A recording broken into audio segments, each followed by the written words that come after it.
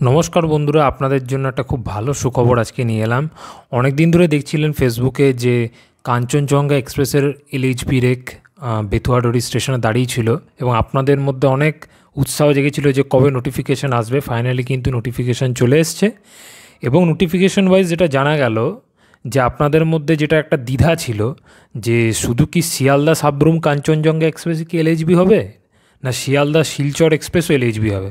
আমি আগেই বলেছিলাম দেখুন দুটো এই রেক একে অপরের সঙ্গে কিন্তু রেক শেয়ারিং করে, এই জন্য এটা হওয়া উচিত ছিল এবং হ্যাঁ সেই মতোই কিন্তু দুটো ট্রেনই কিন্তু এলএইচবি হচ্ছে একসাথে।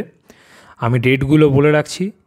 শিয়ালদা সাবরুম কাঞ্চনজঙ্ঘা এক্সপ্রেস যেটা আছে সেটা শিয়ালদা স্টেশন থেকে এলএইচবি হয়ে বেরোচ্ছে 28 নভেম্বর 2025 এবং সাবরুম থেকে যখন রিটার্ন করবে সেটা 30/11/25 হয়ে এলএইচবি হয়ে আসবে।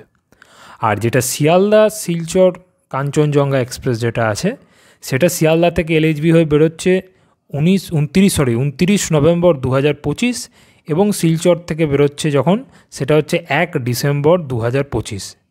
এবং এটা তো হয়ে গেল।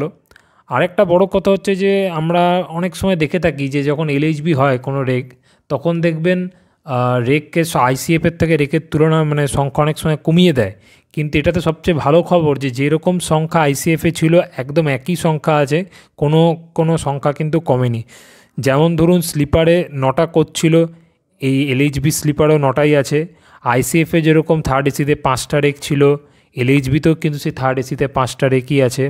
সেকেন্ড এসিতে যেরকম একটা রেক ছিল এলএইচবিতেও সেই একটা রেকই আছে। এবং জেনারেল কোচে যেরকম আইসিএফে 4টে কোচ ছিল এলএইচবিতেও 4টা কোচ আছে। আর বাকি ইওজি যেরকম 2টো ছিল আইসিএফে এলএইচবিতেও 2টো তো থাকবেই, পার্সেল ভ্যানও এদিকে একটা করে আছে। যাই হোক, আমরা ফাইনালি অপেক্ষার প্রহর শেষ হলো এবং Sealdah Sabroom Kanchenjunga express finally LHB হলো।